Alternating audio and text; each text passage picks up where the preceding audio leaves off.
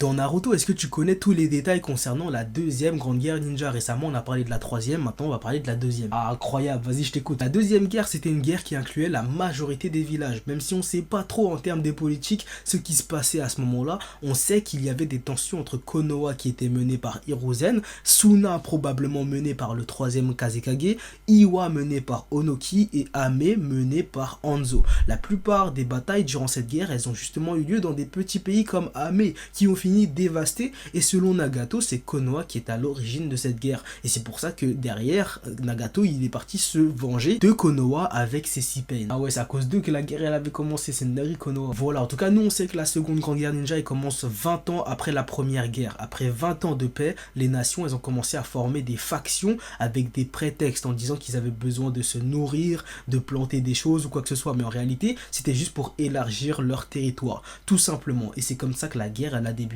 Ah ouais, c'est comme la vraie vie, hein. Dès que ça touche au territoire, ça part en couille. Exactement, le temps entre la première et la seconde grande guerre ninja, ça fait écho aux vraies guerres mondiales, avec la première qui s'était vraiment finie avec une armistice, et la deuxième qui a commencé après 20 ans aussi. J'avoue, wesh, dinguerie. Et du coup, il s'est passé quoi pendant la guerre? Beaucoup de personnes sont mortes pendant cette guerre, et beaucoup de héros sont nés aussi. C'est dans cette guerre que les 3 Sannin ont reçu leur titre de Hanzo la salamandre de 3 Sannin. Densetsu no Sannin, Tsunade en particulier, elle a reçu un titre de plus grande shinobi médecin et la seule à pouvoir aller sur le terrain en tant que médecin. Pendant cette guerre, elle a contré tous les poisons de grand-mère Shio et elle a révolutionné le monde médical avec ses idées, et les formations qu'elle a données ont augmenté le taux de réussite des missions et baissé le taux de mortalité. Sa façon de faire, elle est carrément toujours présente dans le système médical encore aujourd'hui. Tsunade, c'est vraiment une grande personne. Ah ouais, Tsunade, c'est vraiment quelqu'un en fait, hein. Ouais, mais pendant cette guerre, elle a perdu Dan Kato, son amant, et aussi son petit frère Nawaki, ce qui la fera développer de l'hématophobie, la peur du sang qu'elle surpassera par la suite grâce à Naruto bien plus tard. Purée, j'avoue, il y avait beaucoup de morts, même des petits enfants comme Nawaki, c'est une dinguerie, la guerre elle était vraiment sombre. Et ouais, ensuite, un autre héros est né pendant cette guerre, c'était Sakumo Atake, le croc blanc de Konoha,